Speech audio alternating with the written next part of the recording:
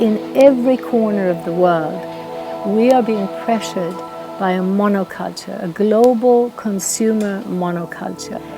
It is being pushed by our governments who have a blind idea of growth and development. That means supporting and subsidizing giant multinational corporations and banks, particularly through trade treaties, by deregulating global trade and finance. We're removing rules for Monsanto, for Walmart, for Coca-Cola, so that they can move more freely, and allowing foreign investment to come into every country. Now, all of that constitutes a breakdown of community. Unemployment, financial insecurity, impoverished governments are a consequence of this.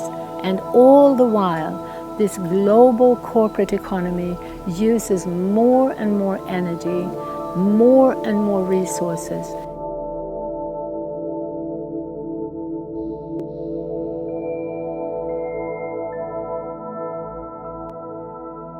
The promise of development and progress is starting to crack.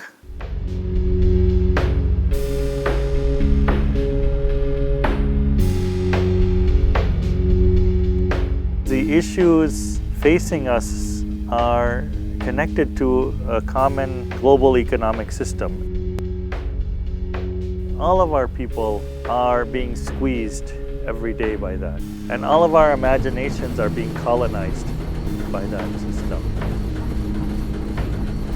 It's a story of either continuing poverty and deprivation or new forms of poverty and deprivation. So both ecologically and socially, economically, we are actually on a very steep process of decline and sustainability and conflicts which are arising out of that. More and more, everything is being put into the hands of big corporations.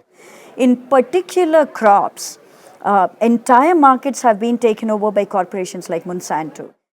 We are importing and exporting the same products in the global economy, creating a distance between production and consumption so that the food that people eat on a daily basis is coming from further and further away. There is alternative. The alternative lies in reverse this process and to regain control over the territorial and the very material basis of our existence. The resistance now to globalization will not come from the government of India or from the government of Brazil or the government of Mexico, which is in cahoots with the United States government on several issues. It will only come from local communities everywhere. People are not taking things lying down. Either they're resisting these forms of destructive development and or they are creating their own alternative ways of human well-being.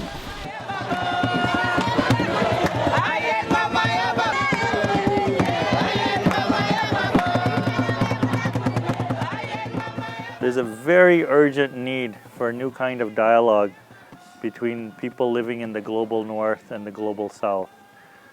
We want to shift this global business to local business, which means give strength to the people and to real economy and not to the financial and fantasy economy. At the bottom level, what we need to do to create change is to reconnect with the people around us, with the land around us. It's about rebuilding our deeper connections to nature and to ourselves, and this is a structural way of doing it, localizing economic activity. And you'll still have a relationship maybe with people in the United States and so on, but those will be cultural relationships. Maybe even some economic relationships, but they're not relationships of dependence. The localization movement is growing. At the heart of this movement is a very broad and very powerful local food movement that is gaining momentum around the world. That is accompanied by local business alliances, local energy, decentralized renewable energy systems, local finance. You have the revival of local knowledge systems, and very importantly, local spiritual traditions that recognize and reinforce the oneness of life. What we need is not scaling up of those solutions, but scaling out of those solutions, replication in millions of these variety of solutions, innovative solutions that are emerging. it's quite possible. What we need to do is to actually create platforms in which these sorts of initiatives are able to get together, are able to synergize, are able to actually build those larger narratives, are able to begin to change the public discourse.